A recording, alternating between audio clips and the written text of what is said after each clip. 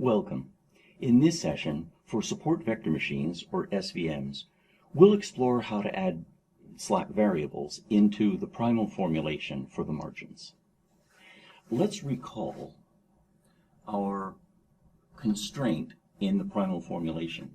It was that the jth data label times the jth data vector transpose times the weight vector plus the bias scalar had to be greater than or equal to 1. And it was equal to 1 when j was a support vector, and it was strictly greater when j was not. Now let's consider relaxing this constraint. So consider, let's say we add some slack to this comparison, and we'll use the Greek letter xi for this.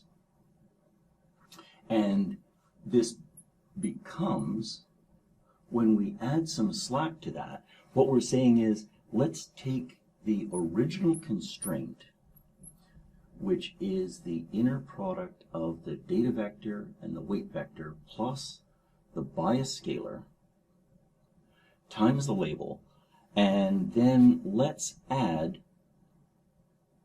a little bit of, possibly a little bit of slack.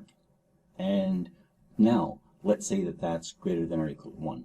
So what we're doing is we're allowing this, if the data vector is very slightly less than 1, when we add slack, it becomes slightly greater than 1. So that will allow us to permit some slight misclassification and still be able to formulate our problem.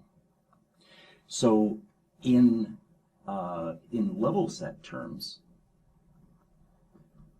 the way we do this is we want to have it less than or equal to 0, which means we take all of these terms over to this side, and that would then be 1 minus yj times the inner product of the j data vector and the W matrix, and then minus b times the label minus the slack has to be less than or equal to 0. And then the matrix vector term form is the 1's vector minus the label diagonal matrix times the design matrix times the weight vector minus the bias scalar times the label vector minus this will gather all of those into a slack vector, has to be less than or equal to 0. And then when we added slack, we required that this slack be non-negative. So we've added a set of constraints, which is that minus the slack vector has to be less than or equal to 0. And our objective function, let's recall, was the objective was equal to 1/2 of the squared norm of the weight vector. Now we can start to put these together. So when we add, so we have added variables, and that means we need a Lagrange multiplier for every variable. We need, so let's say Lagrange multipliers, and that means we'll call it beta j for data vector j. And that means that we'll add these, and what we'll do to make this easier for computation is we'll add a constraint. So let's recall when we were throwing a lasso around variables for the purpose of regression, we used the L1 norm. And let's apply the L1 norm again.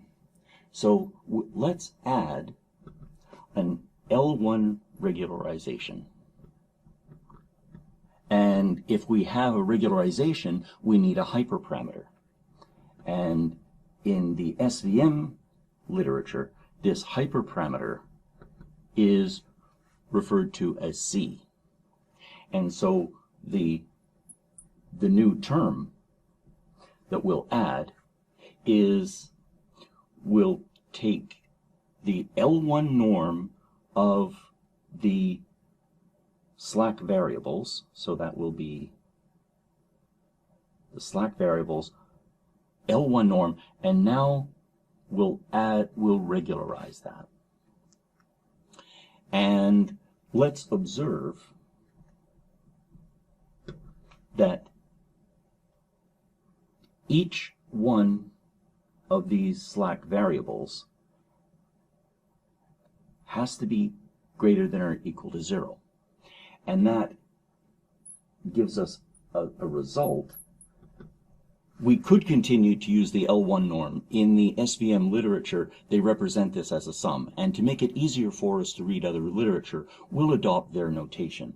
So the result is that the L1 norm of the slack variables, we can represent that as the sum as I goes from 1 to m of slack variable I. Let's write the Lagrange function for the primal formulation. This has the weight vector, the bias scalar. We've added slack variables. We have Lagrange multipliers for the primal constraints, and we have Lagrange multipliers for the slack variables. And that will equal the objective function for the support vector machine, plus we have Lagrange multipliers for each of the primal constraints, which is the original primal constraints, and then we include our slack variables. Then we add our constraint hyperparameter times our regularization term for the slack variables. And then, because our property function was that the negative slack variable is less than or equal to 0, we subtract the Lagrange multipliers for the slack variables times the slack variables. And so we have a Lagrange primal function. We can then differentiate this with respect to the relevant variables and arrive eventually at the dual formulation for the support vector machine.